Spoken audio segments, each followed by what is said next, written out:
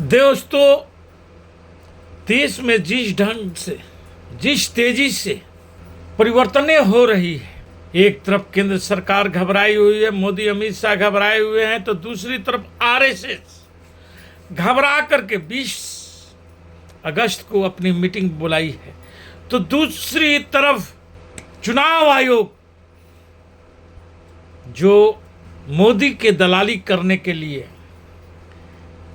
बिहार में एसआईआर लागू किया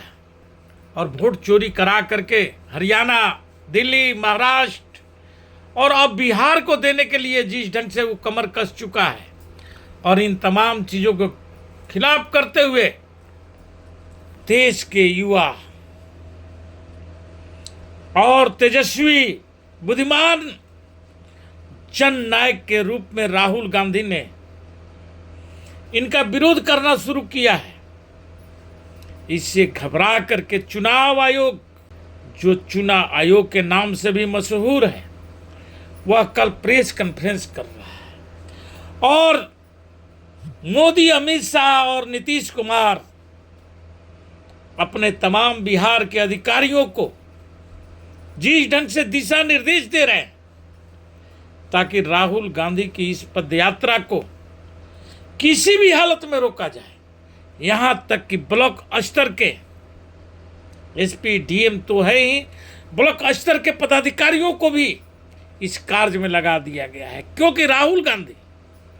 जिस ढंग से भारत जोड़ो यात्रा में तमाम उन गरीब गुरबे लोगों से मिलते हुए जम्मू कश्मीर तक की यात्रा की थी और उसके बाद 24 में नरेंद्र मोदी को पराजय का सामना करना पड़ा था, लेकिन चोरी की सरकार बना ली,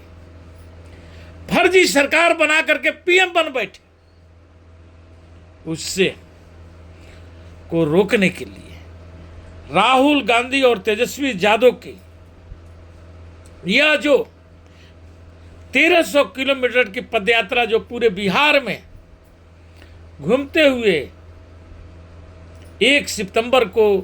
पटना में महारैली के रूप में होने जा रही है, उसको रोकने के लिए पूरा तंत्र लगा दिया गया। और उसमें इस चुनाव आयोग भी कल अपनी प्रेस कॉन्फ्रेंस कर करके अपनी मंशा को जाहिर कर दिया है। अटकलें तो लगाई जा रही है कि चुनाव आयोग कहीं कल इस यात्रा को रोकने के लिए बिहार इलेक्शन का ऐलान न कर दे, क्योंकि अब मोदी और अमित शाह, जो भाजपा के चाणक्य माने जाते थे अमित शाह, उनको भी समझ में आ चुका है कि राहुल गांधी की इस आंधी को हम रोक नहीं पाएंगे और उसका एक ही जरिया है चुनाव आयोग, क्योंकि बिहार में 6 महीना और सरकार की कार्यकाल बच गई है, उससे भी कम बची हुई है, और इसके 6 महीना बच जाती है कार्यकाल, तो ये चुनाव आयोग का अधिकार हो जाता है कि वो कभी भी चुनाव करा सकता है। लेकिन जो इनकी मंशा थी कि हम पूरे वोटरों का मत, जो विरोधी दलों का वोटर हैं, विरोधी दल का वोटर के मतलब होता है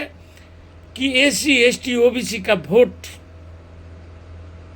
जो अपने हक और अधिकार की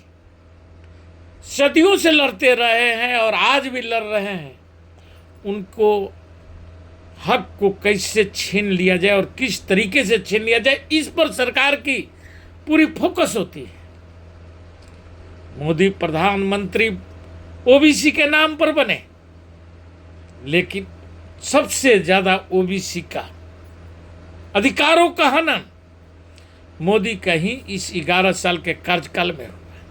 मोदी का जो नारा था कि 5 किलो अनाज लो और हमें सत्ता पर बैठने का अधिकार दो, वह अब छीनती हुई नजर आ रही है। इससे घबरा करके कल जिस ढंग के उलूल जुलूल बातों की 15 अगस्त को जो नरेंद्र मोदी ने लाल किला की प्राचीर से जो भाषणें दी है, जिससे लगा कि आखिर के मोदी में वह मनुवादी विचारधाराएं जो शुरू से उनके अंदर पैदा की गई थी, वह 15 अगस्त को जागृत हुई है। पूरा देश देखा है कि किस ढंग से देश के स्वतंत्रता सेनानियों को अपमानित करते हुए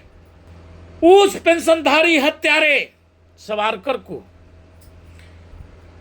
सुभाष चंद्र बोस, भगत सिंह और गांधी के ऊपर उनकी तस्वीरें लगा करके निर्लज्जता से भाषण देते हुए नजर आया। और जो बखान किए कि स्वतंत्रता की लड़ाई में आरएसएस के ही चलते हमारा देश आजाद हुआ, जो कि सबसे बड़ा सफेद, यदि 70 साल में कोई झूठ बोला होगा तो वह कल यानी 15 अगस्त को नरेंद्र दास मोदी का ही वह झूठ पकड़ी गई है। क्योंकि ये ठग ठठेरा जो अपनी पत्नी का नहीं हुआ, जो अपने माँ बाप का नहीं हुआ, जो देश की जनता का नहीं हुआ, जो उस आरएसएस जिसमें उसने शिक्षा दीक्षा ली उस शाखा में जाकर के उनका नहीं हुआ। क्योंकि देश को याद होगा कि किस ढंग से 14 में जब भाजपा पूर्ण बहुमत से सत्ता में आई थी और पहला प्रेस कॉन्फ्रेंस मोहन भागवत ने आरएसएस प्रमुख ने किया था, और जिससे मोदी ने घबरा करके और तुरंत उस दूरदर्शन को ही समाप्त करने का काम किया। और उसके बाद से आपने कभी भी भारतीय दूरदर्शन पर मोहन भागवत का, जो सबसे बड़ा मनुवादी और उसी का एक अंश नरेंद्र दास मोदी बंद करने का काम किया। और जो लाल किला के प्राचीर से जो आंसुएं बहाने का काम किए हैं, इसको भी देश समझ लिया। क्योंकि 2024 के चुनाव में यही आरएसएस जब इनको मदद नहीं किया और मुंह के खानी पड़ी और बैसाखी के सहारे यानी जोर तोड़ की सरकार चला रहे हैं, लेकिन उसके बाद ये हमारे सिस्टम जो चुनाव आयोग या अन्य संस्थाएं हैं उसके जरिए हरियाणा, महाराष्ट्र, दिल्ली पर कब्जा किया और अब बिहार पर जो कब्जा करने का ये मुहिम चलाए थे, एसआईआर के जरिए उसको राहुल गांधी ने पकड़ते हुए वोट चोरी का सबसे बड़ा नमूना कर्नाटका से देश के सामने रखे। और पूरा देश का युवा जिस तेजी के साथ राहुल गांधी के साथ और एससी एसटी ओबीसी, वह एससी एसटी ओबीसी जिनको अभी हिंदुत्व का भूत सवार नहीं है, वे अपने बाल बच्चों और अपने हक अधिकार के लिए आज भी तरस रहे हैं, वह राहुल गांधी के साथ खड़ा हो गए। जिसका आप नमूना देखे होंगे 14 तारीख को कि राहुल गांधी ने अनिल जय हिंद के साथ और देश के कुछ नामी गिरामी प्रोफेसरों एवं बुद्धिजीवियों के साथ अपना फोटो सेशन कराए और फोटो प्रदर्शित किए। और वे लोग आज कांग्रेस के साथ मिल करके और देश में साम्राज्यवाद लाने के लिए मुहिम छेड़ दिए हैं। उसको रोकने के लिए यह देश की कुकर्मी सरकार, मोदी, अमित शाह की सरकार, आरएसएस भाजपा की सरकार, और जिसमें यह नीतीश कुमार भी जो कहने के तो ओबीसी है, लेकिन जब से ये सत्ता में आए ओबीसी का कोई भी भला नहीं हुआ। वह गठजोड़ कर